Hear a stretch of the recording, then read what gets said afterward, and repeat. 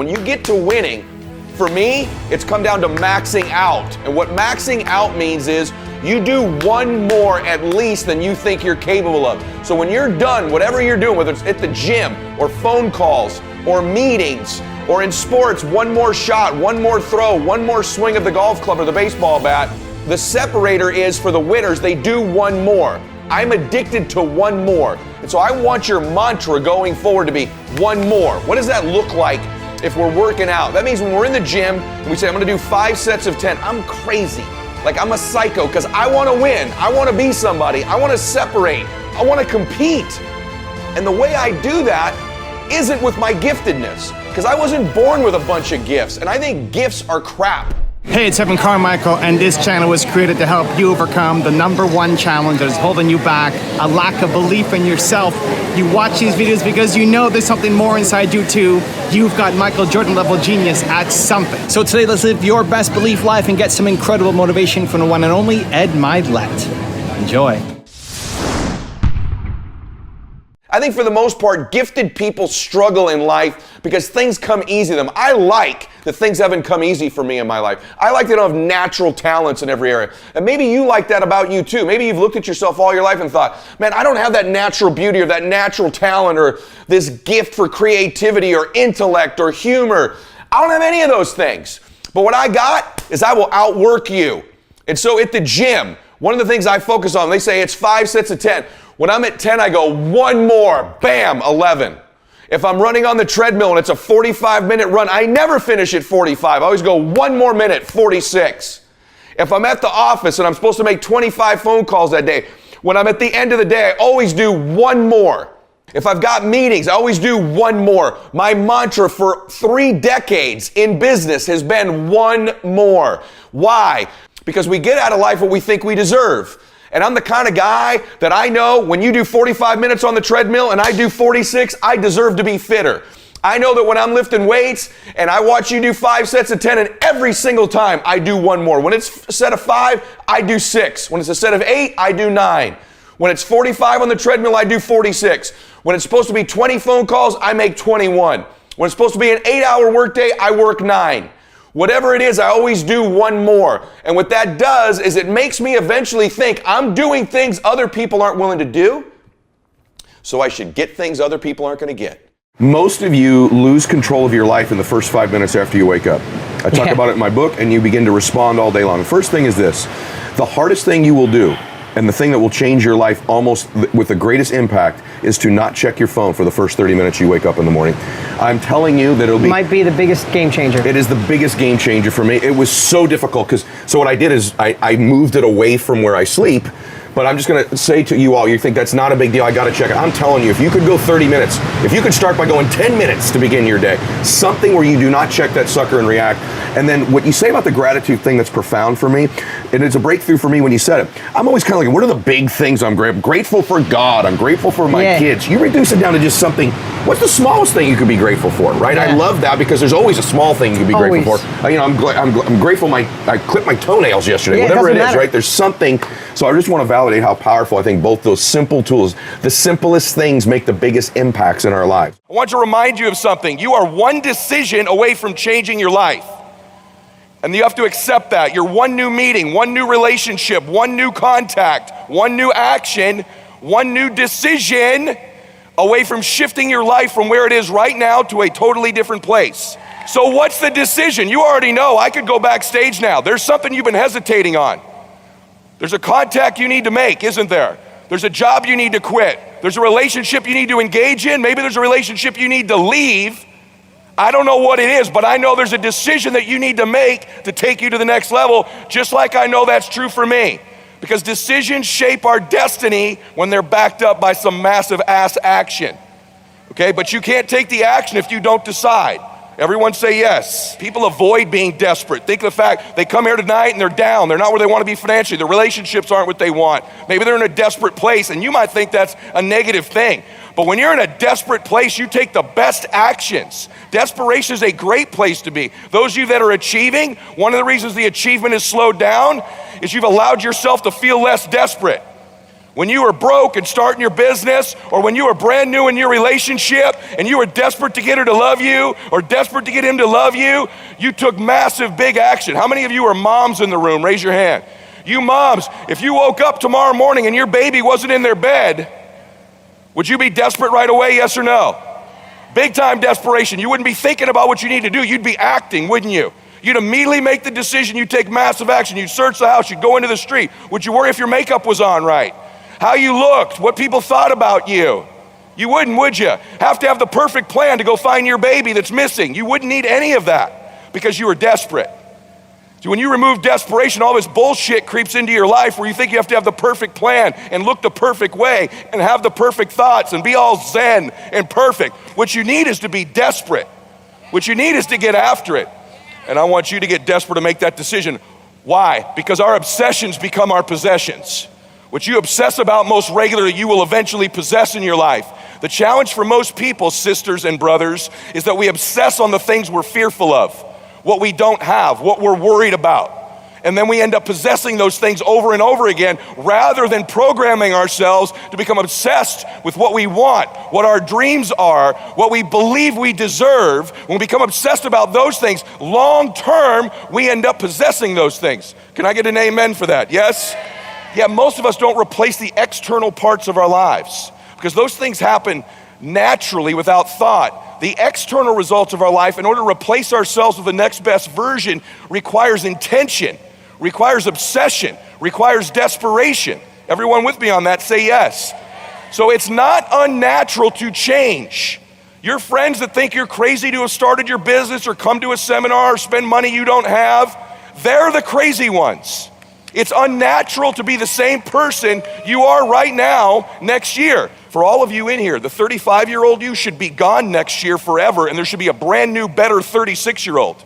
You 20-year-olds, there should be a better 21-year-old next year. You should constantly be replacing yourself just like your bones do, just like your lungs do, just like your cells do. It's natural to be replacing ourselves, but we're around people who aren't, so we think it's natural not to. Some people deceive themselves into thinking they're further ahead than they are, right? Yeah. They're constantly, they always want to tell you how well they're doing, and they're sort of deceiving themselves, and that deception leads to lack of activity, drive, desire, blah, blah, blah. You and I do the reverse. I deceive myself I'm further behind than I am. I know you do this too because we've talked about it. I love deceiving myself. I love deceiving our company. I love deceiving the team because I want us to feel like we got it. Malcolm X has this great quote. He says, "That which you do not hate, you will eventually tolerate." I'm a big believer, and I got to almost despise where I am right now, and I do. So I'm the kind of the king of deception with myself. If you're stuck in a story. That's where you're stuck. There's a story you're telling yourself that doesn't serve you anymore. And you have to evaluate what that story is. I'm serious. Right now, if you say, Ed, I'm kind of stuck where I am. Well, what you need to do is you need to alter your associations. You need to do something in a short window of time. No question about it. You definitely need to evaluate what is no longer needed and evaluate the story you're telling yourself. There's all kinds of stories we tell ourselves that don't serve us anymore. This is critical. Maybe it's a story about your past, a story about your parents, a story about a previous relationship, a story about a success you used to have. You keep talking about that doesn't serve you to get to the next level. If I can be real with you, whatever you've achieved up to this point, that story you keep talking about, every second you spend in that old story about what you've achieved, your degree, some business you had, one thing you were real successful at in the past, every time you live in that story, you're stripping time and focus from the new story. What's the new story you're telling yourself? You can't have a new identity without a new story. What's the old story you keep repeating? Maybe it's not a success. Maybe it's a failure that you've had. It was a business setback. It was the market turned. It was the economy. It was someone who did you wrong. A relationship that let you down. A business partner who wasn't consistent. A failure you've had. A poor decision you made. A mistake you made in your life. And you're repeating this story to yourself, simultaneously trying to create a new identity. You can't take that old story into the new identity. You got to be able to have a big enough dream that the visions and the dreams of the people you're going to enroll into your organization, they're going to become a part of your team or your company, their dreams and their visions can fit inside this big one you've got. That's what makes you magnetic. That's what makes you compelling. That's what attracts people to you. And so anything, art, you used to say, any church, Boy Scout troop, football team, you show me something that's winning, it's run by a leader. And leaders have vision. Where there is no vision, people perish. Where there's no vision, your business perishes. Where there's no dream, whatever endeavor it is you're involved in will eventually perish. But if the dream's alive, if the dream's big enough, you can accomplish anything because you'll overcome the adversity, the tough times, the difficult times that the people who ultimately lose won't overcome. Really, winning in business is more about staying power, more about relentlessness, more about tenacity, more about vision, more about dreams than it's ever about skill. You show me somebody with enough vision, a big enough dream, I'll show you somebody who will eventually acquire the skills, the talents, or the other people necessary to make that huge dream happen. But I've seen all kinds of talented people, all kinds of skilled people that succumb to adversity. You have an acceptance that problems and challenges are going to exist. Isn't it probably important that you learn to enjoy the process of overcoming them and solving them? I think all the time, man, how can I enjoy this? I think, man, what are all the great things that are going to happen when this is solved? Whose lives are going to be better when this is solved? How much better is my body, my fitness, my faith, my family, my life, other people's lives when this problem is solved, depending on what the problem and challenge is. And that helps me enjoy the process. I also remind myself this problem is helping me grow. It's an existence because I'm making progress in my life. So all these things fit a meaning that help us make the best decisions possible. You and I have watched with every successful person that we know. Everyone gets hammered, man. Everyone gets knocked down. Mm-hmm. You miss a close. Someone changes their mind. You get rejected in an interview. You lose your baseball career, whatever the hell it is. It's not whether you're getting knocked down. It's not even whether you get up. Everybody eventually gets up. Everybody gets up. Yeah. It's the time you're on your ass. It's the time you stay on the mat. So what happened was my dream got squashed. Instead of laying around for 6 or 8 months, I was up immediately, like that day, off the mat. Now my eyes are open. Your eyes are closed when you're on the mat. Yeah. And so the longer you stay on the mat, just because you've been defeated, you've now become blinded, as you said, and it's prevented from getting any other opportunity or blessings in your life. Mm-hmm. So the key is getting your butt up, like literally getting up and opening your eyes again and chasing again. You're going to get up, so you might as well do it now. I'm no better than you. Same God that made you made me. I don't love my kids more than you love your kids. If you make some of these adjustments, man, you could change your life. You could change your family forever. It's not casual. Your family tree, let's show you know something. You meet somebody wealthy, their family at one point was not wealthy. And then the one shows up. The one. One person changes a family tree forever. In my family, I'm the one. And it wasn't because I wanted it or I hoped for it. Right? Hey, I fought for it. I fight for the inches. Give me the info. Tell me what to tweak. I like that evangelist thing. Man, that stuff about influence is awesome. I thought he was smarter than me. Turns out he's dumber than me. I want to win. I want to fight for my family. I want my mom and dad proud of me. I want my kids proud of me. I want me proud of me. I want to look in the mirror and be happy with the man I look back at. Dreams compound. You'll start with certain dreams that you think is the first dream you've got, and when you achieve that, it's like a muscle, it gets bigger, and you begin to become almost like a dream maker. You almost become a dream maker where you begin to achieve one dream, and then it becomes this belief you have, this faith you have that other dreams can happen. And you wake up one day and you achieve dreams and visions and memories in your life that you never even initially even compelled, never even thought were possible.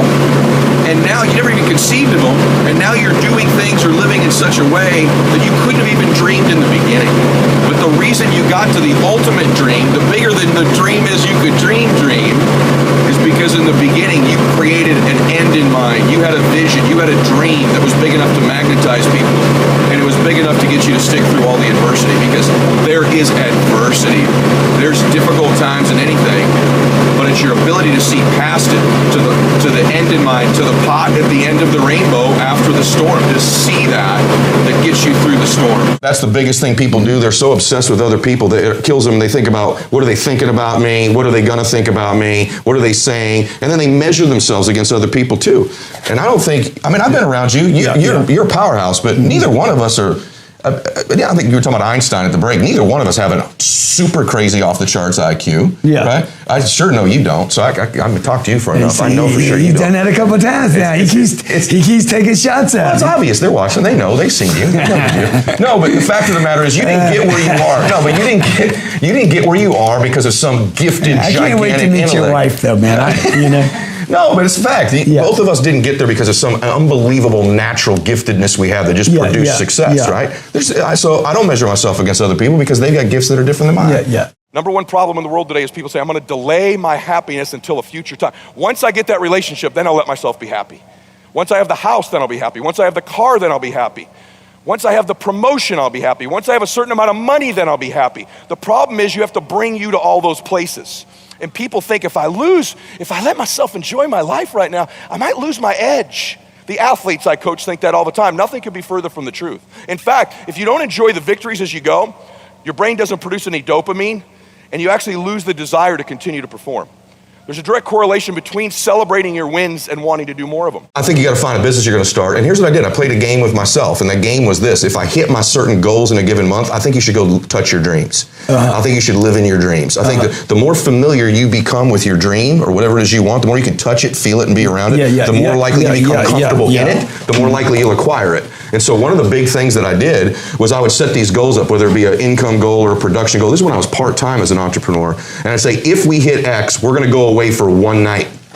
And that one night would be to a nice place. It might be like the Ritz-Carlton Laguna Beach, right, where I would go, or the La Quinta Resort in Palm Desert. And I'd do one night in my dream. I'd spend the $300 or $400. My wife would get a nice massage. Get a taste of it. And I'd go play golf. And guess who you run into those golf courses? You run into some rich dudes. And I'd run into those guys on the golf course, and I would get to know them for that weekend, that time. So it wasn't golf. You're touching possibility. You're living in your dream. The more you can touch it.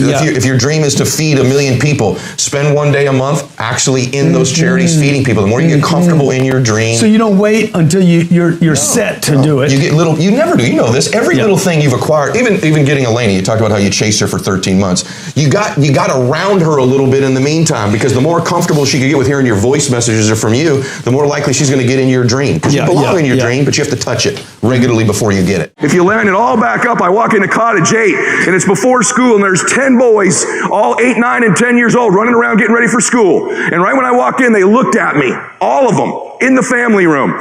And kids that come from abuse of any type have different eyes than kids who don't. And in that minute, my life changed, because these boys wanted someone to love them, believe in them, coach them, tell them how to live their life better. And I started coaching people and believing in people and loving people and giving to people in that moment, involuntarily. My whole life changed in that instant for this reason. I fell in love with giving. I fell in love with being a giver.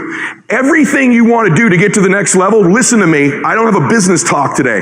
If you could identify how you could give more of your love, give more of your belief, give more of your time, give more of your effort, give more of your energy, you will go to the next level. If you're not feeling great about yourself or where your life is right now, the pathway out of that is giving. It will always be giving. Is everybody with me on that? Say yes. I promise you, I felt so good. And I believe the pathway, you were born to do something great because it's to give something big and something small. It might be as small as a prayer that you just whisper for somebody in the room. They never know you gave them. It's a hug. It's I believe in you. It's time. It's whatever it is. It's what can I give? A couple ironic things about closing and selling that you may not have ever been told before, but I'm going to tell you. People don't have to believe what you're saying. Is that crazy? People do not have to believe what you're saying. In fact, too many of you spend too much time trying to get people to believe what you're saying. And you come across like a beggar because of it. You seem desperate. Who's ever trained you to get people to believe what you're saying doesn't get influence. There's a subtle difference that the great ones know. And you've probably never been told this before, but I know it. And persuasion is not about getting people to believe what you're saying. You ready? Persuasion is about getting people to believe you believe what you're saying. That's a subtle difference, brother. That's a subtle difference, sister. If you start to think through, I need to get people to believe I believe this, not to get them to believe it. People buy things all the time they don't believe. People buy things all the time they don't understand. That's okay. We want to educate, we want to train, but they don't have to believe everything you're saying. If they have to do that, you're going to look like you're begging all the time. They got to believe you believe it. That's a different intention. The most certain person always influences the less certain person. When you're exchanging with a recruiter or a client, they're either going to close you or you're going to close them. And that's certainty. Certainty is influence. And you can't transfer to me something that you're not experiencing for real. You have to really believe it. You got to really be a crusader. You got to really understand it. When you really believe something, you can transfer that certainty to me. Everybody with me on that? Say yes. This is a huge deal. It's a huge deal that you need to begin to understand that persuasion is they believe you believe what you're saying. I love that most people don't take anything seriously. I love that most people aren't coachable. I love that most people don't do what I teach or that anybody teaches. I love that. That's how certain people win. Half of y'all haven't written a damn word down I've said. If you were in my team, I'd slap the hell out of you. I don't say that disrespectfully. I say this as a dipshit who had a Velcroed car. I don't say that talking down to you. I say, wake up. You want to win? You want to be a millionaire? You got to quit being so casual. You walk slow, you talk slow, you implement things slow, you talk a good game like you're going to be somebody, like you're going to make hundreds of thousands of dollars. You can't even write a note down.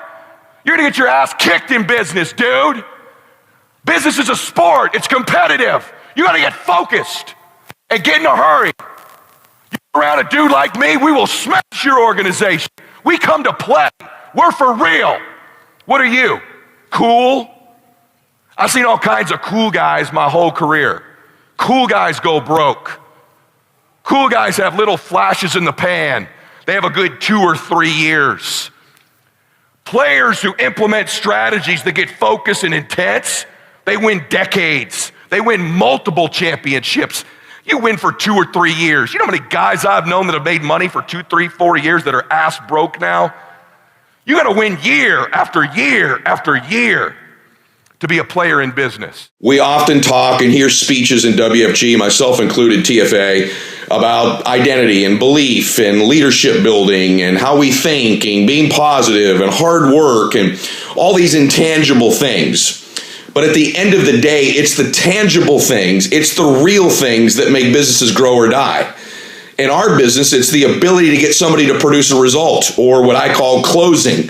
Closing's a nice way of saying, or a harsh way of saying, I guess, getting people to do things that are in their best interest, persuading people to say yes. And in our business, if you can't persuade people to say yes, you're going to lose. In our business, it's yes to the opportunity and yes to our financial products. And at the end of the day, what our business comes down to is, can you close? Can you get a check? Can you get people to say yes to you, to buy a product from you or to buy our business from you? And then from there, it's your proficiency level, your ability to transfer that skill of closing people to other people. And if you can't do it, you're going to lose. It's the number 1 skill, it's the number 2 skill, it's the number 5 skill, it's the number 10 skill in our business. I don't care what list you have, it's by far the most important thing, and it's the most important thing multiplied by 10 times other things you could come up with. The ability to get people to say yes, the ability to give a presentation, at the end of it they say yes, the ability to overcome objections when someone says the basic things in our business. I want to think about it. It's too much money. I don't want to be a salesperson. I read something on the internet. I want to talk to my wife. Is this network marketing? Whatever the questions are, the objections you get, your ability to overcome them and move to yes. If you can't do that, you're going to lose here. If you can't train people to do that, you're going to lose here. If your meetings don't train people to do that, people will stop coming to those meetings.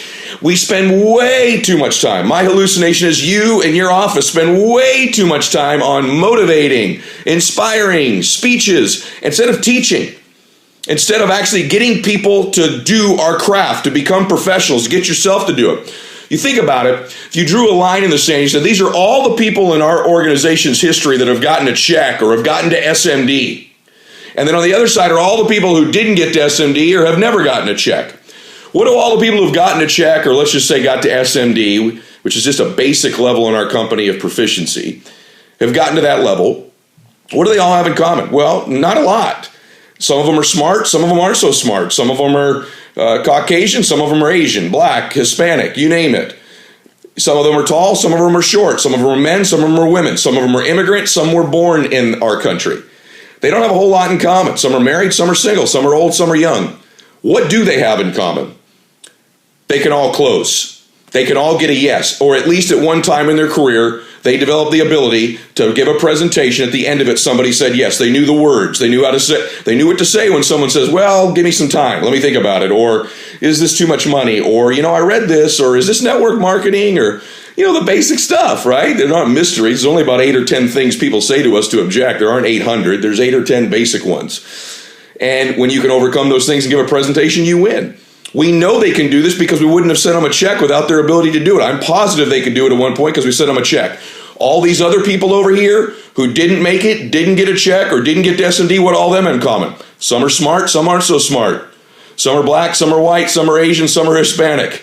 You get the point. Some are tall, some are short. They got all that in common too. What do they all for sure have in common?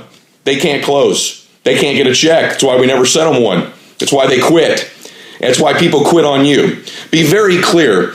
People quit on you, or you will quit based on your ability or inability to close. When you can close, you're going to do our business. And when you can close and then you can teach people how to persuade people, which is closing, you're really going to build something significant. So I was just visiting about this topic with my kids, and I thought you and I ought to visit about it too, because it applies so deeply to business. And that's the concept of belief and how that impacts our performance in everything in our lives. And I want you to think about belief for a second.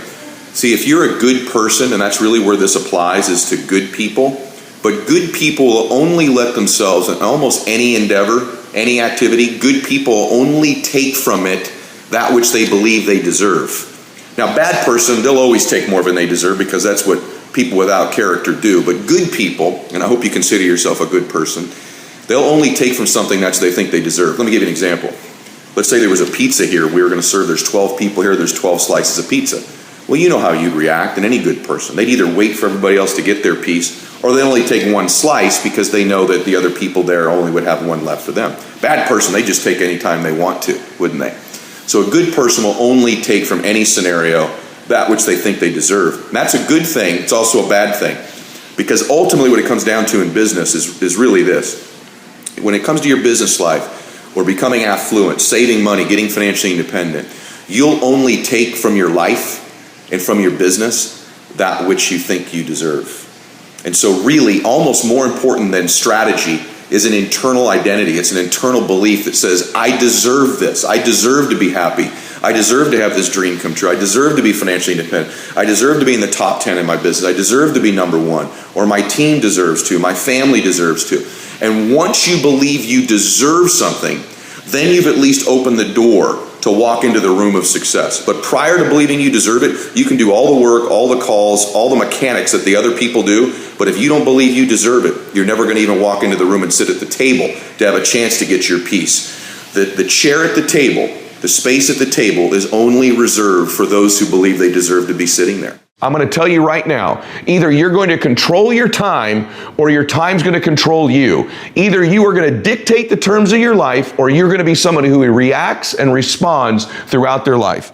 This device right here can both speed up time in your life or it can slow it down. It's not always a speed tool. So one of the tips that I've covered before, but not enough people implement, that I promise you is a quality of max out performers that relates to their time, is they control it. They do not react and respond. They dictate the terms of their life most of the time. And that means this: when you wake up in the morning, the greatest thing you could do for yourself is not touch or look at this device for 30 minutes to an hour after awakening. So that when you wake up, you take control of your time. You control the time. You control the beginning of the day. You get clear, you meditate, you pray, you stretch, you think, you go through a gratitude exercise. You control the first 30 minutes of your day. It sets a tone that I'm in charge of my time, not what enters this. If the first thing you do is grab this now dictates the term of your day. This controls my day. What hits this, what email, what text, what call hits this, what Instagram post hit this controls me. It controls my time. But if you can stay away from it for the first 30 minutes to an hour, you send a message to your brain, to yourself, that you control time, that this day is on your terms. And again, you stack up a day, a week, a month, a year, 5 years of a lifetime of you controlling and dictating the terms of your life for just the first 30 minutes to an hour every day. I have a show where I interview kind of top achievers, and, athletes, entertainers, business people. And when I started the show, I thought it's going to be fascinating to find out what they all have in common. Mm-hmm. Is it hard work, brilliance, charisma? Mm-hmm. And frankly, it's a skosh of unhappiness. Because achievers, even people like yourself, and this is people that are out there like that too, should consider this. We have this thing where we're really never living up to what we think we're capable of. And that's a good thing because it pulls us to get better. But it can also be a formula for misery if you never just decide. You know, a lot of achievers think, well, if I enjoy this moment right now, I'm going to lose my drive. I'm going to lose my ambition. So they cheat themselves for all of the joy, all of the juice that comes from winning. And I found if you give yourself that dopamine hit when you achieve something, you allow yourself to enjoy it, your brain wants to do it again and again and again. But if you rob yourself of it, that's when burnout starts to happen because you're not giving yourself any of the rewards for your hard work. The coins flip on each other all the time, don't they? Another form of distraction is just doubt, and doubt comes from the suffer. It comes from a loss. It comes from fear. It comes from the sacrifice. And so just remember this. You're supposed to suffer and sacrifice. So let me ask you a question. What are you willing to risk in order to make your dream come true? Nothing ventured, nothing gained. You're going to take a risk. Maybe it's financial. Maybe it's a risk of time. Maybe it's a risk at your job. Maybe it's a risk of looking bad. Maybe it's a risk of failing, of falling on your face, of going broke, of going through pain, of going through anxiety. Maybe it's even a risk in a relationship that's just going to be difficult while you do this. What are you willing to risk in order to win?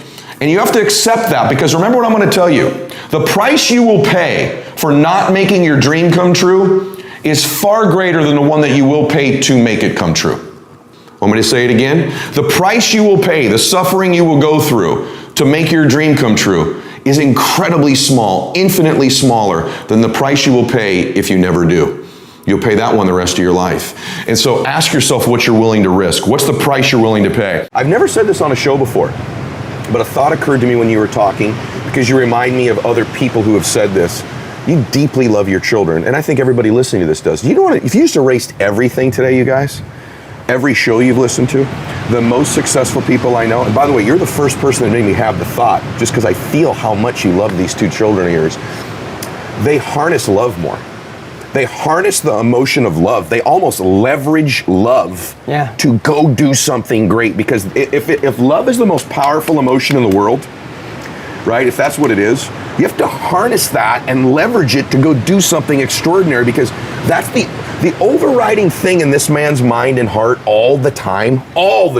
When he leaves here and he's driving to San Diego with Lisa, right? When we're in the middle of the interview for a moment, right? All you parents relate to this. When he was driving over here this morning, one of the first things he thought about this morning, before he went to bed last night, was Brody and Brianna. So, but some of you don't harness that. It's almost like you love them and then you set them aside when it's time for business, right? Don't do that. Harness that power of that love, right? It'll give you strength and confidence. So thank you so much for sharing that, man. Yeah. In business, you can become a lot happier person if you begin to listen less to what people tell you they're going to do and focus much more intently on what they actually do. It's interesting, you have friends all your life and then you go through an event like this and you learn who your real friends are. Any of you that have ever been through a trial in your life or a difficult time, in my case it was a health issue recently, it's during those times when people actually physically step up and show you that they're your friend that you learn the most about them. It's not someone telling you I love you or hey buddy, you know, care about you. It's when you need them, are they there? It's what they do. Friendship is an action. It's an active thing. It's not a state of being. And I learned a lot this last month or so about, some folks frankly surprised me that reached out and were there for me, and maybe people I didn't even know would be that don't always verbalize it, but physically they're friends. And then there's other people that, you've probably had this happen too, that you go through an event and you're surprised by those that don't, that weren't there, that didn't call, that didn't seem to care. And so you learn a lot by what people do. I've learned who my real friends are the last few weeks, and it's been a great experience. I have more friends than I thought I had, which is a good thing, but there were a few folks who I thought were my friends and maybe they're not, and they certainly didn't act like friends. So, but how does it relate to business? Well, you get let down an awful lot by people by listening to them. I've been training people now for 20 something years, and boy, I tell you, people talk a good game. People tell you, hey, this is my time. I'm going to get 5 of these this month, or I'm going to write 10 of those, regardless of the business you're in. If you're training or leading people in any way, or you're on a sales organization, or if you're part of our organization, people talk constantly. And if you're not careful, you begin to actually listen to them. You begin to actually believe what people tell you they're going to do, or how they actually feel. All you've got to really do is watch what they do. What you do speaks so loudly, I can't hear a word you're saying. And you need to embody that yourself in business, because you start to act differently based on what people tell you. If someone tells you, hey, I'm feeling great, I'm going to do big things, maybe you don't do as much yourself, or maybe you don't go get that next recruit, or maybe you don't go write that extra sale or fight for that extra inch because of what other people have told you they're going to do. And furthermore, sometimes even leading people, don't listen so much to what they tell. People are going to tell you what you want to hear. People tell you, I feel great, things are good. Well, the truth is, what did they do last month? How much money did they make? How much business did they write? Because that's really going to indicate whether they're going to be with you long term or not. I mean, if someone's not making money, if they're not recruiting people, if they're not writing a lot of business, they're on their way out the door, not on their way staying. No matter what they tell you, I'm in for life, I'm committed, you can depend on me. The bottom line is, what did they do last month? How much money did they really make? What did they really save? Are they actually behind on their bills? Are they current on things? And so pay more attention to what people do than what they say, and you will have a much better barometer of what's really going on in your business. As cool as you might think my life is, I have a recurring nightmare that I've had for 26 years. I'm somehow walking outside a stadium, a baseball stadium, and I can hear them announcing the starting lineup to a baseball game. I'm not kidding you. And I can hear the music playing, and they say, leading off in center field, number 8. And I know it's me. I played center field here and I let off, right? Number 8, Eddie Mylett. And I hear him yelling, but I can't get in the stadium. I'm like, I'm supposed to be playing, right? Like I'm supposed to be, and I cannot get in the door. Like I'm running around the stadium. Look, I'm in my uniform. I'm in. They're like, we don't know who you are, man. I'm like, no, you need to let me in. They just announced me. I'm the starting center fielder, man. They're like, I'm sorry, man. We don't know who you are. You can't play. And then every single time I have the dream, I lap around the stadium trying to get back in to the game. Except I can't get in. This is a true story. I'm 47 years old. I had this dream last month. I had it the month before that. I had it the month before that. Okay? And then I wake up. And it's a nightmare. Every time I'm in the dream, I know I'm having it, but I can't get out of it. And the reason I have that dream is because I miss playing so much. And the real reason I have the dream is because when I was here, listen to me, okay? When I was here, I did not give it everything I had. Over and over and over again, you must be working on how great you think you are, what you're worthy of, what you deserve. Because you get out, the way you change your identity is this. You change your identity, listen to me on this, remember this when I leave. You change your identity because it's based on what you believe you're worth, what you believe you deserve. We take it more serious. We have more fun. We're laughing our asses off, but we are out working everybody in the conference, everybody in the country. We hit the gym that way. We stretch that way.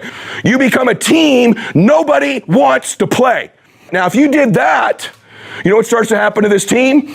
You start to believe you deserve stuff you probably aren't good enough to get. You will literally win games you're not supposed to win. This team outworks everybody in their at-bat. They battle on every pitch when they're in the bat. I want you to think about that for a minute. I mean, what if you didn't give away a single freaking pitch all year batting? Not one dude. You grind every pitch, you battle every pitch. What if someone would have told me this when I was here? Battle every pitch, man. Every pitch is a fight. Every pitch is a battle. It's you, it's a team, but it's you and the dude with the wrong lid on the mound. Battle his ass. Hard work matters. Why does hard work matter? Well, hard work matters strategically because if you make more phone calls, you do the old adage, right? Show up earlier than everybody else, leave later. But there's something more deep about that. Yes, making more phone calls, seeing more people, being more active, being busier, putting in more hours into something always gives you a strategic chance to be more successful in others because you've increased your odds. You've talked to more people, you're more likely to get more prospects, you're more likely to get more clients or recruits or candidates for your business. So yes, strategically that increases your chances, but something powerful happens when you do things other people aren't willing to do.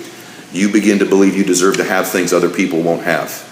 And that's what gets you a seat at the table of success. Now once you're there, it's a dogfight. It's a dogfight of skills and talents and luck and faith and circumstance and blessing and all that stuff. But just to get to the table, to get into the room, you have to believe you deserve to be there. And so again, I want to say this to you. The hard work part plays into shifting your identity. That over time, not even that long a period of time, when you're doing the things others are unwilling to do, you begin quietly to begin to believe that, oh, I deserve to be rewarded in ways these other people aren't going to be rewarded because I'm doing the things others won't do. And so the fastest way to change your identity, to change our belief, is just to flat get to work, to flat get there earlier, to flat leave later, to just make more calls, see more people, be more relentless, just pour ourselves into the work, because actually the hard work can in reverse impact our identity. And that's what begins to happen. When you start to do those things they won't do, you begin quietly to change your belief, that you begin to believe, oh, I deserve to sit at the table with these other people who do the things other people aren't willing to do. One of the great distractions of chasing our dreams is this thing that goes off in our head as we're negotiating the price we're paying. Should I keep paying it? Is it getting too high? Is it too much? And you'll have people in your ear, it's too big a sacrifice. You're going through too much. And you begin to negotiate it in your mind. It distracts all your focus. You can't be executing and negotiating simultaneously. If you're in your head negotiating and negotiating and negotiating, you can't execute. So negotiate it now.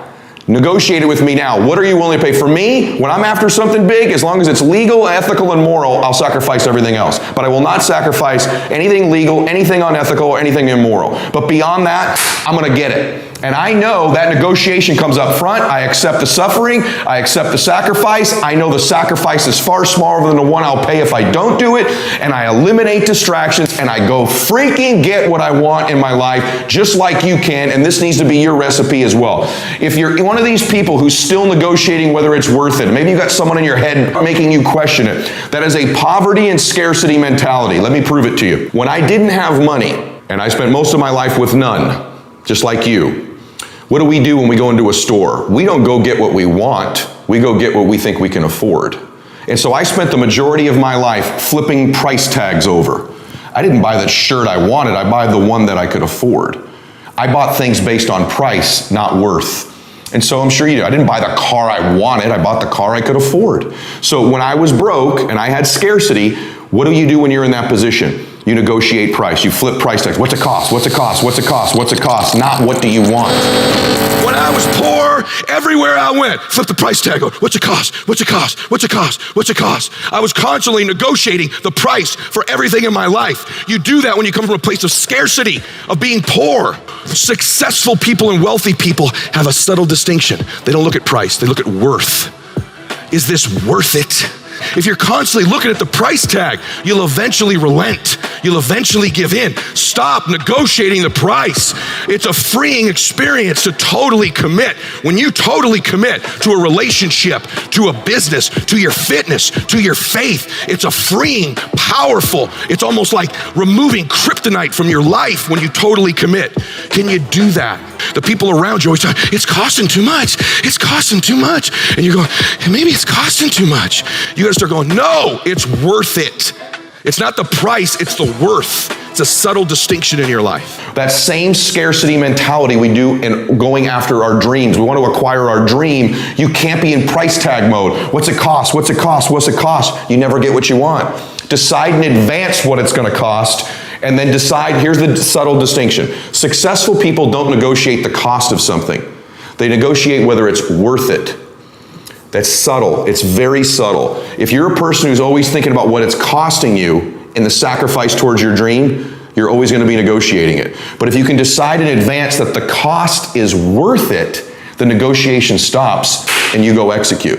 What I'm telling you is if you really want something bad enough, it's worth it.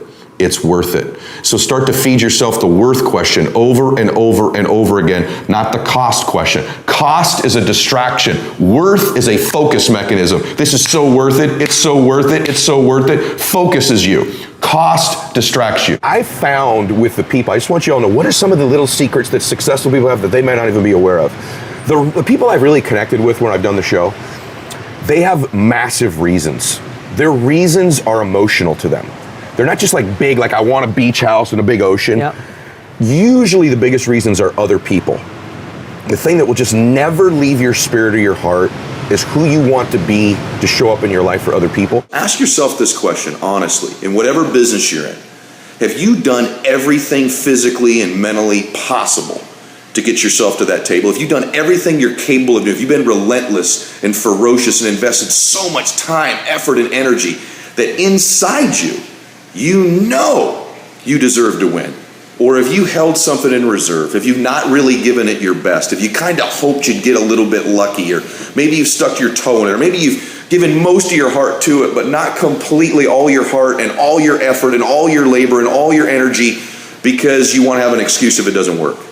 Or maybe you want to hold a little in reserve so you don't get your hopes up too much in case it doesn't work out. Well, it's that little bit of reserve you hold back that will ultimately keep you from sitting at the table of success. To get to that table, to sit up at the big boy and the big lady table, you're going to have to be giving it everything you've got so that inside there's a shift that takes place that says, I deserve this. I believe I deserve to have whatever these things are I want to have. So ask yourself that question when this video goes away. Have you given it everything? And if you haven't, you got a chance today to change that, and ultimately 30 days from now completely change what you believe you deserve. And you're a whole new person with a whole new identity, with a whole new set of beliefs. I think all successful people on some level, and to the extent you are successful is the extent you have this thing, which is that you're willing to step into spaces you are ill prepared for. So it seems to me like you're willing to, you kind of think like, if I get my foot in the door, then I'll figure this stuff out, right? Yes. Whereas what most people do, and this is killing you, by the way, I won't step into the door until I'm completely prepared, which is a total fallacy anyways as an entrepreneur, Right. for sure, or wanting to become a rapper or have a music career or an artist or anything great. If you're waiting for a threshold of, I need to be totally prepared, then I'll step in the door, you will be on the other side of that door the rest of your life. For those of you that want to build more confidence in your life, you want to become a super confident person, it's very simple. Self-confident people do the things they say they're going to do over and over and over again to the point where they keep promises they make to themselves and they build confidence. The biggest way to build confidence in yourself is to say you're going to do something and then go do it. Whatever it is, I'm going to go prospecting, and you do it. It's not even necessarily always just a sale or just a recruit or just something big. It's even the little things. I'm going to get up earlier. I'm going to get up at 5:30. I'm going to be in the gym at a certain time. I'm going to be at the office at a certain time, and then you do it. I'm going to write 2 sales, and then you do it. I'm going to get a recruit, and then you do it. That starts to build the muscle of confidence in you, is actually doing what you say. The rarest human being walking the planet is somebody who actually does what they say they're going to do. When you get a new person into your organization, they say, I'm on fire, I know these people, or I'm going to do this, this, or that. Watch what they do. If they actually go do 5, 6, 7 field training appointments the first week, if they get 3, 4, 5 people to the meeting, now you've got a great new recruit. If they actually go do those things, now you've got a new person that could do something, not based on what they say. Begin to listen far less to what people tell you they're going to do or what they're thinking and feeling, and watch them. Watch how they behave, watch what they do. And for you to become a leader, for you to become a champion, for you to become world class at whatever it is you're involved with, I'll submit to you that if you're a person who does what you say you're going to do, you are the rarest of all humans walking the earth. You're in the 1% if you actually do what you say you're going to do. And you have confidence when you do that. If you're someone watching this and you say, you know what, I've not consistently done what I said I was going to do. You need to operate out of your imagination, not your memory. You're not your memory. You're not who you used to be. You're not your past. Operate out of your imagination. Operate out of your vision, not your memory. People who operate out of their memory often just repeat the same cycle in their life over and over and over again. People who operate out of their imagination, people who operate out of their vision, move to a new place. And so if you've been somebody who's not always done what you said you were going to do, that's a memory. That's in the distance. We don't need to focus on that. We need to focus on our vision and begin to build a habit of moving towards and becoming the person we want to be. And the person we really want to be is somebody who does what they say they're going to do. Someone who's a real friend, who delivers as a friend. Someone, if you're in love with somebody, that you act and do and treat them like you're in love with them. Someone that's in business who does and acts and behaves and performs and produces like the way they say they're going to do. And when you begin to do that, then you're a real teammate. When I know I can rely, when so-and-so's they're going to do 5, they do it every time. It's in the bank. And when you're that reliable, you have self-confidence, and then I build confidence in you. I have confidence in you.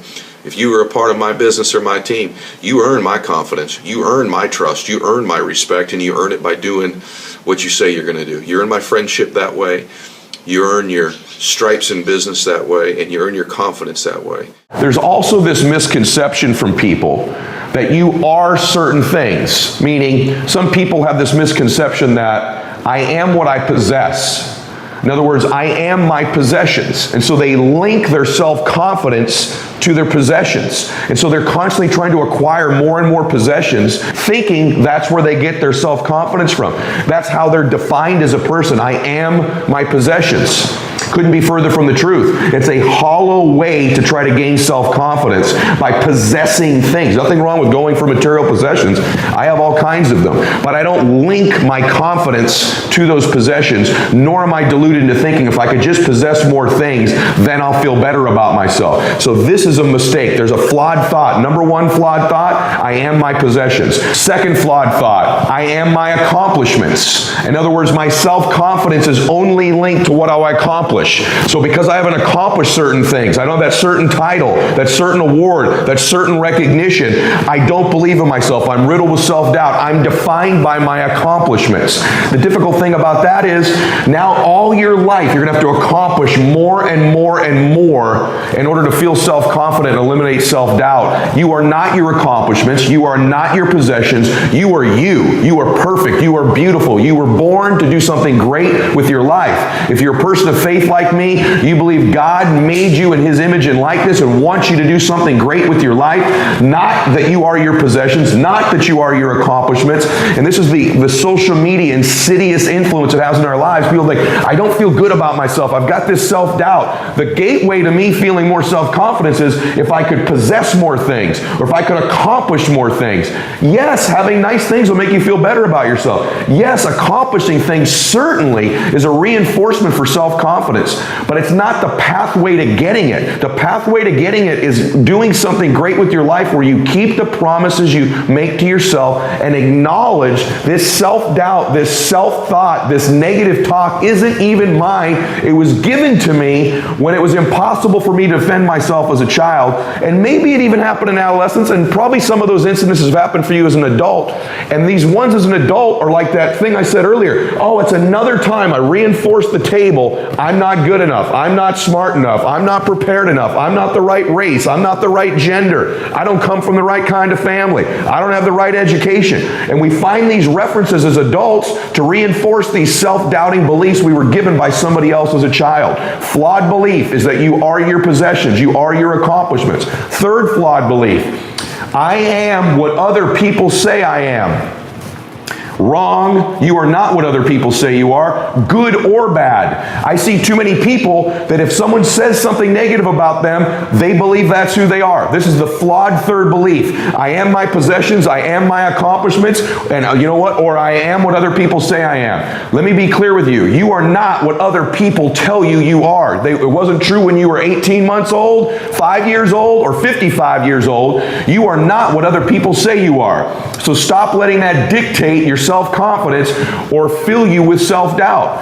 And for the record, you are also not the good things people tell you you are all the time. Don't live for likes. Don't live for comments on your social media. Don't do things in your life just to solicit someone saying something great about you. It's a cheap, shallow, hollow way to try to gain self-esteem and self-confidence. It's fleeting, it's short-term, and it's needy. In fact, the fact that it is a necessity for you to get liked, to get people to say good things, to get comments on your social media, or to do so in your presence indicates a lack of self-esteem and self-confidence, because we know self-confidence is an internal game where we keep the promises we make to ourselves.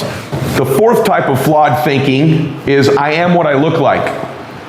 In other words, if I don't look a certain way, like what the magazine says I should, or social media says I should, if I don't look like these people, I shouldn't have self-confidence. And that's ridiculous. I can tell you straightforwardly, you're beautiful as you are. Especially the ladies listening to this or watching this. The world is constantly trying to get you to believe you're not enough. You don't look right. You should lose this weight. You should gain this. This should be smaller. That should be bigger. Whatever it might be. They're constantly messaging women, you're not enough. You're not enough. You're not enough. You are what you look like. And this is true for men as well. Let me tell you straightforwardly, you are not what you look like. You are your soul. You are your spirit. You are your gifts. You are the contributions you make. You are your intentions. At some point, you got to stop negotiating the price and decide your will to win is not for sale. Here's the truth. Most people's dreams can be bought. With enough failure, with enough rejection, they will sell their children's dreams. They can't still fight. They can get a little bit, but when it gets a little too hot, they go, boom, sold, buy the dream, you can have it. It's not worth it to me. And their will to win is buyable. You can buy it with a little success or a whole bunch of failure. Most people will sell their will to win. Some of you have sold it because you're making a little bit of money. You don't work like you did when you were making nothing. You're not after it like when you were broke. Now you got your 50, 100, 200, 300, 400 measly dollars a year, $1 million a year. Not to be rude, but that would not pay my jet fuel. And you think you're making a lot of money compared to what? But you sold your win for a little couple success. Some of you will sell your win for some failure. You're probably buyable. But if you decide at this meeting, my will cannot be bought. I don't care how long it takes, you can't buy this dude out. I'll keep fighting for my family. I'm the one. I'm gonna change my family tree forever. That's the decision. Decide now. You're gonna keep negotiating the price, or can you not be bought? What are you doing to intentionally create bliss in the lives of the people that you care about? Because this is the pathway to getting more of it ourselves. The more we begin to give other people bliss, the more we begin to consciously make choices that give bliss to other people in their lives, the more we begin to experience it in abundance ourselves. So what are you doing to help other people win? Other people contribute. Other people get significance and recognition. Other people have more peace and ecstasy and joy and passion in their lives. Because once you begin to create it for other people, when you're intentional about it, you'll have more of it yourself. These are the patterns that I'd like to see kick in for you. That when they kick in, you begin to run a pattern and a program that leads you to bliss, leads you to a win, leads you to increase, and also leads to it with someone in your life. That if you do have a conflict with somebody, that you run a pattern that eventually leads. Maybe it's understanding them. Maybe it's confronting them. Maybe it's talking about it. It's not always when you're in a disagreement that you lead to a win, that you must win this, that you must overcome the fact that they think this of you. What if you were consciously choosing every time you got into a disagreement with your spouse,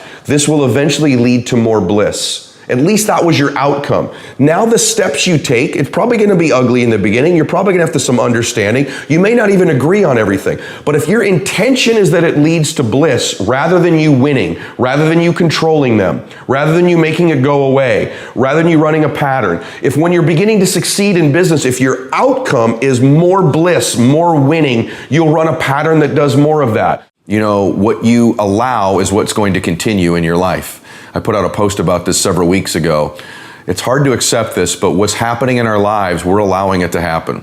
And to some extent, we almost believe we deserve it because we produce in our life what we really believe we're worth, what we really believe we deserve. And it's hard to accept that because it seems coincidental, you know, that the wrong person entered our life, or there was a business setback, or our car broke down, or, you know, our company went out of business, or whatever it might be. One of your clients just quit and changed their mind.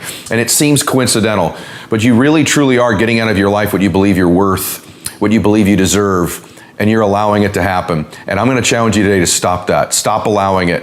And know that you deserve better. Great businesses, those of you that are business people, great businesses have a cult-like following, have a religious-like following. It's something that all great movements have. Apple has it. The great fitness companies that you think of. Any company you know that's really flourishing has kind of raving fans. And a level past that is almost cult-like and religious-like followers. They believe that deeply. And by the way, I don't mean that in a sacrilegious way, like they believe in it more than they believe in God. You know exactly what I mean when I say that. Deep raving fans. And those followings are led by evangelists. All great business people. I think all great dads, all great moms should be evangelical about their family. All great business leaders should be evangelists, constantly touting the greatness of your family, the greatness of where you're going, the greatness of your company. And most people don't understand you can obliterate most problems with just massive action. I see people hem and haw and make excuses all the time when challenges arise. And it would have just been solved if you'd have decided, you'd have been totally certain, and you'd obliterate that problem with some massive action. Here's what the two things were. This morning was very unusual. Number one was the water was unusually cold this morning, really cold. And the waves were huge, very big waves this morning. And both of those things made me think about business. And there's an application for you that I wanted to share with you. The first one was just getting into the water this morning.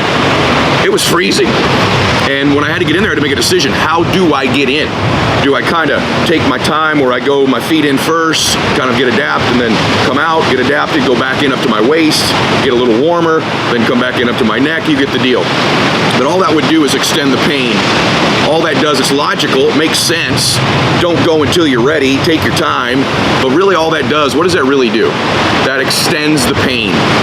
And so I didn't do that. I did what the pros do, right? Which is what people do in every endeavor that are champions, is I ran, boom, right in, headlong, right into the water, right? You dive in, boom, there's a shock. But then you get adapted so much more quickly than you could possibly imagine, and then you're off to riding the waves. Well, the same is true in business. The champions in everything, I don't care if it's your fitness, if it's your family, your faith, you name it, the way that you get great at something is you dive into it and get adapted quickly, and you'll be surprised at your ability to adapt and navigate your way through success. The average people in everything, frankly, the people who lose are the ones who constantly take their time. They're too logical. They think, well, I can't do this until I'm ready. If I'm not ready, I'll mess it up. And I don't want to get, it's too cold. It's too freezing. Well, the truth is in business, that's not how it works. If you go slow, you're extending the time you're in pain. And worse yet, well, the champions have already dove in, got acclimated. They're out there riding their waves, making progress. You're still on the shore deciding whether you're going to get ready to get ready. And so if you're an entrepreneur, if you're a business owner, you're somebody getting associated with my firm, which is a wonderful decision, by the way. But if you're going to decide that, you've got to decide that and go and trust the fact that you have your instincts, your background, your training, your mentors, the system around you. And that's true whether you're an entrepreneur in my business or you're one of these firms that I've spoken to on the outside. I want to encourage all of you, if you're going to get into business and go. You'll be amazed at your capacity to evolve and to adapt and to succeed. One of the things we have to do to create a new identity is to begin to tell a new story. What's your new story? Who are you now? What are you all about now? Where are you going now? What's this new version of you? See, here's what's amazing. At any point in your life, you can just decide to write a new script. You could decide to become a whole new character. See, the leading character in the story of your life is you. And guess what? You and God control the script. You could write a new script at any time you want. Listen to me. At any time you want, you can simply decide to be a new character. I'm strong now. I'm beautiful now. I'm handsome now. I'm bold now. I'm funny now. I'm smart now. I'm going there now. Stop telling the old story. Here's the truth. Nobody cares. No one cares if you had a failure. No one cares if you've had a setback. No one cares if you had a victory. And none of those failures, none of those setbacks, none of those victories, and that old character you keep playing is the very thing that will prevent you from becoming this new version of you. It's a story if you're stuck. It's an old story you're telling with an old character that was last year's version, last decade's version. Who's the new character? What's the new script? What's the new story? Life is messy. By the way, so is business. So is a happy life. In fact, remember this, the messier your life is, probably the happier you are. The most out of control you've ever been in your life, here's my bet, you were the happiest. It was when you were in college cramming for finals, or when you were chasing something in your life at any time and it was out of control. One of the great fallacies of life, a total load of BS, is the concept of balance. Balance is BS. You're never gonna have total balance in your life, and you don't want it. Balance is boredom. Every area of your life, it's sometimes gonna be peaking or priming compared to another one, and you don't want that. Remember this, the amount of uncertainty you can handle at any given time is directly related to how happy and productive and fulfilled you're gonna be. So embrace the mess. Great entrepreneurs, they create messes everywhere. It's your addiction to thinking you're in control that's holding you back in your business, your relationships, and your life. You're not in control, you're never going to be. Embrace the mess, and you'll max it out. Some of you have done so much work to get out there to finally catch the wave. Any of you ever caught a wave in business, or a wave in the ocean for that matter? You catch a wave in the ocean, you know what that's like, a perfect wave or a good wave. All of you probably done at least a little one, and it's almost inexpressible, isn't it? It's an incredible feeling. You're kind of connected to God and the ocean and yourself in those moments, and it's just a wonderful journey. And these waves can take you places you would otherwise never get without them, and you can get there faster. Also true in business. You gotta paddle and kick and scratch and claw and move, and you're using things you've never used before. You're finding assets you have that you didn't even know you had to get out there. Then you catch these waves in business, and it's wonderful, and it can take you places, and it feels a certain way it's never felt before. And many of you have caught waves. I'm sure you've caught a wave in business in the past, or multiple waves. Some of you probably even caught some pretty darn big ones. But let me ask you a question. What if when I got out there, I started to say to myself, well, you know, heck, I've caught 3 or 4 of these waves. This is pretty darn good. I could probably float, and I'll probably just keep catching them if I float. But would I? Well, you know I wouldn't. What would happen if I stopped completely moving my arms and legs and kicking and paddling? I'd sink. And if I'm not careful, if I don't do it long enough, I could drown. And I see that happen all the time in business. See, in my business, the paddling and the kicking and the swimming is recruiting and developing people, leadership, sales skills, running a system in a particular way. Those are the things that are the paddling and the kicking and prospecting in my business. In your business, it may be something different, but nonetheless, I'm not immune to the laws of nature. If I sit in that ocean and I stop moving, and I stop paddling and kicking and doing what you got to do, I won't float, I'll sink. I'm not immune to the laws of the ocean, nature, the universe, gravity, you name it, and neither are you. I'm also not immune, and nor are you, to the laws of business, the laws of success. The laws of success say if you stop doing those things, you don't float, you never grow, or you never just stay the same in business. You're either growing or dying. You're either sinking or swimming. I want you to be swimming. I want you to be riding waves. By the way, the bigger the waves, the harder you got to work to go catch them. But what most people do in business is they fall in love with the delusion or the illusion of the fact that I can stop at some point.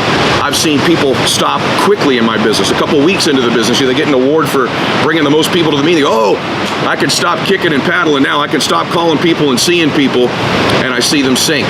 I've seen people a year or 2 later get a promotion to a certain level, and they go, oh, now I can stop paddling and kicking, and I'm going to float and keep riding these waves. And I've seen them sink, and sometimes I've seen them drowned.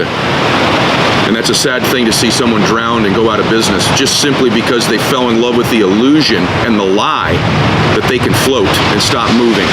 I've seen it happen 5 years in, 15 years in, 20 years in, $1 million a year, $2 million a year, you name it. I've seen it when they've developed a bunch of people and when they haven't. You'd say, well, yeah, that's not true. I mean, not everybody sinks. I mean, I have friends, heck, in my own business who they've stopped paddling and kicking and they still ride a wave or 2 here and there and they're pretty happy. Really? Are they really happy? Will they ever know what it would have been like to ride the biggest and best waves of their life? The answer is no.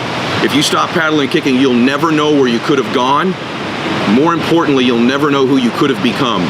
See, the people who paddle and kick forever and make that decision, they've got a chance to become the highest version of themselves, the highest expression of themselves, which I think is what life's about.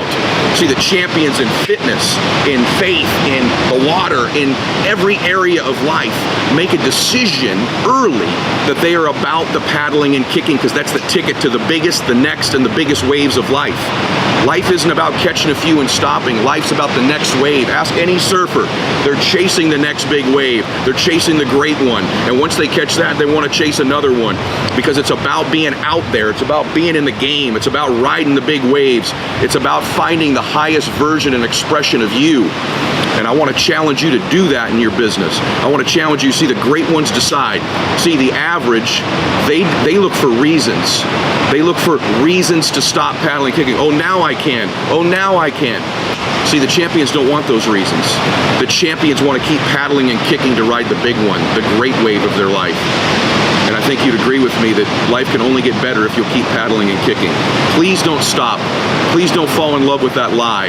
And know the truth that the winning way is the way to keep paddling and kicking. You're not about floating, you're not about sinking, you're not about drowning, you're about riding the biggest waves of your life in the future in whatever area matters to you. Whether it's your faith or your family or your fitness or your business, make the decision that you're going to do the things that's required to ride the next big wave, and it will take you places you can't even imagine. It's not the success of people you know that's making you unhappy. It's you're comparing your situation to the success they're having that creates unhappiness in your life. So for those of you that are struggling and saying, you know, one of the things I suffer from is I'm just not very happy very often, I can tell you that that presence of unhappiness, you will always link to a comparison of some sort, either in your own life or in other people's lives. And just being aware of that fact and stopping the comparison, embracing this moment, embracing this time, knowing that you can't go back to that previous time, knowing that you can't be in somebody else's life. You're not going to have that other body right now. And so if you're looking to be happier, I can promise you, the number one key that I would give you is to stop the comparison game. You'd say, well, that's not completely true. I mean, what if someone passes away? That makes me unhappy. There's no comparison there. Let's take the most extreme example. Or when someone's sick in my family, someone in my family's got a really bad illness, that makes me unhappy. That's not a comparison. In fact, it is. The fact of the matter is that when someone gets sick in your family or passes away, what you do in your mind is you compare it to when they were healthy. So that comparison of I wish they were healthier again, that is a comparison between the previous situation and the current condition. If someone passes away, it's comparing the time that you had them. That's why people say, if I could just have one more moment with them, if I could just have another conversation, it's comparing it to when you had the moment. It's comparing it to when you had the conversation. And so those are extreme examples. But if we reduce it all the way down to anything right now in your life that you say, it brings me unhappiness, there's no joy there. There's a comparison happening that's not serving you. When I'm having a difficult time in my life in one area or another, all I have to really do is look back 60 to 90 days, and it's the behaviors I had 60 to 90 days ago that are causing the results I get negatively right now.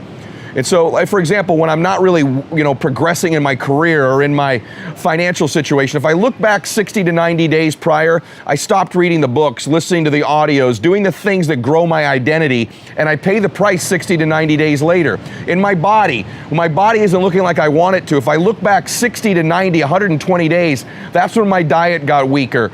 That's when my workouts weren't quite as intense as they were previously, and I pay the price 3 to 4 months later.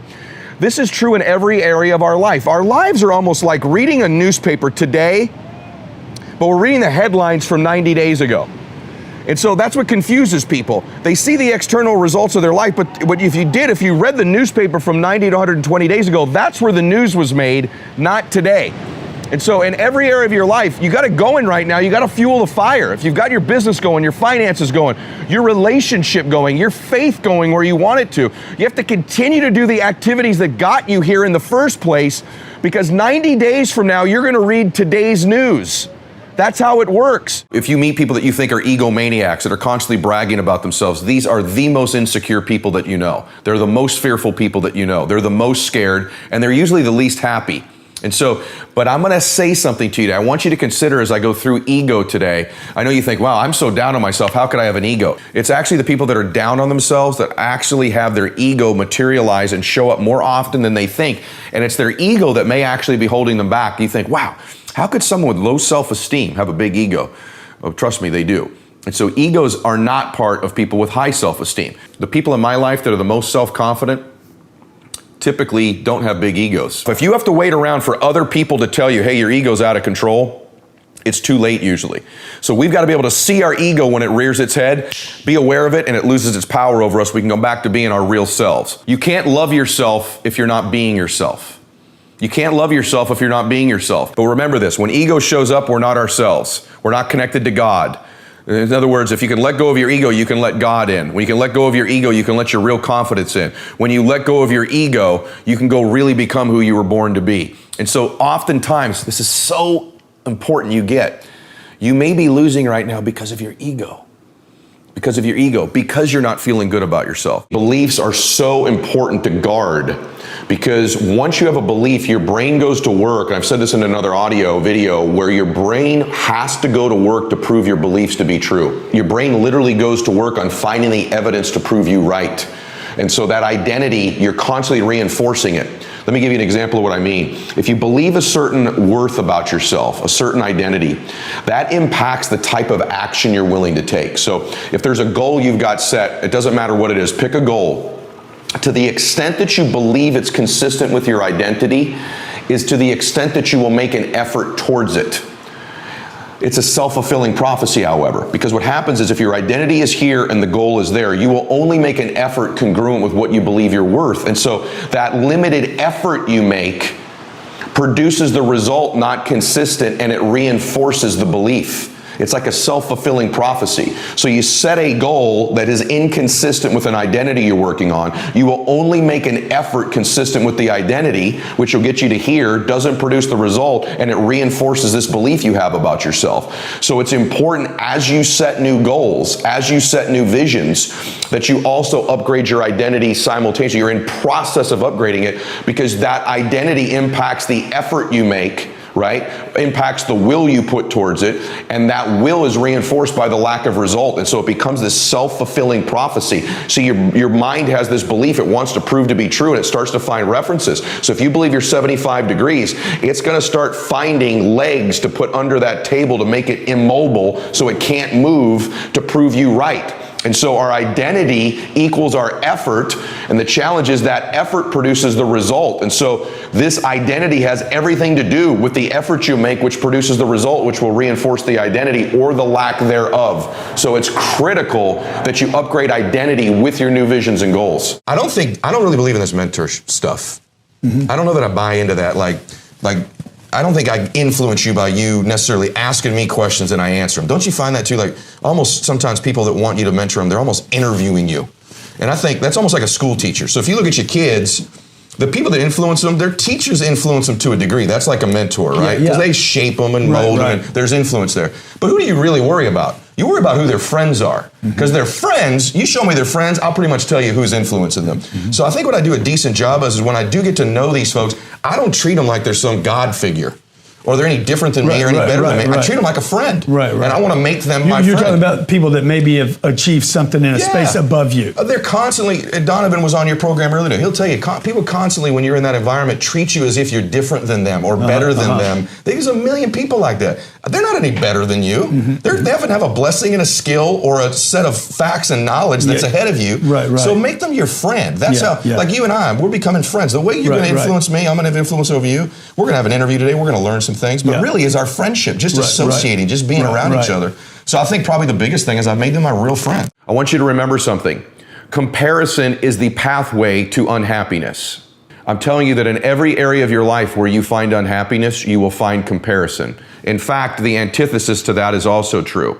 When there is no comparison, you cannot create unhappiness in your life. That's a pretty bold and powerful statement, but it's true. We only feel unhappy in our lives when we compare something to maybe something in our life that was a different time. Maybe perhaps when we were wealthier, or in a different relationship, or we were healthier on some level. Comparing our current conditions to previous ones. That comparison is what creates the unhappiness. It's actually not the condition itself. Or perhaps you're in a relationship where you compare it to a previous relationship you had and how they treated or how you felt at that time. Perhaps you compare this time in your life just to simply a different time. And that comparison will always create unhappiness in your life. If you can remove yourself from comparing both yourself to a previous time in your life, a previous condition, a previous situation, or even comparing yourself to other people in your life. This is a recipe and a formula for unhappiness.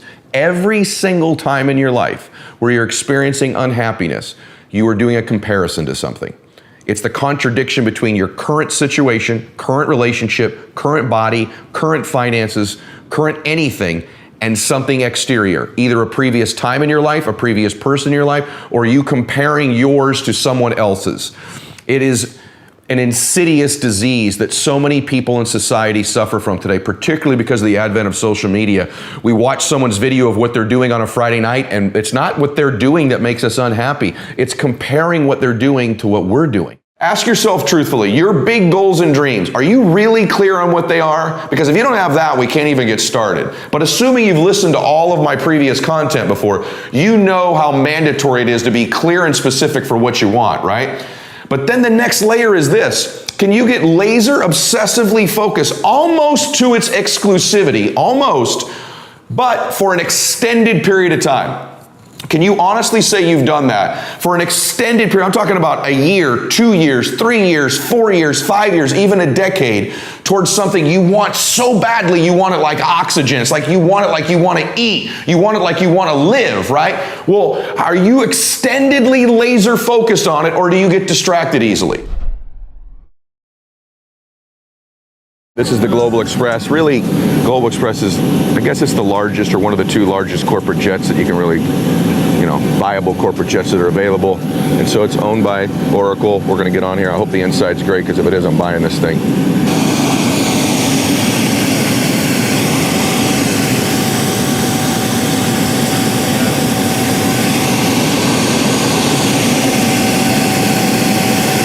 This thing is massive. Just to give you an idea of how big this thing is. Look at this.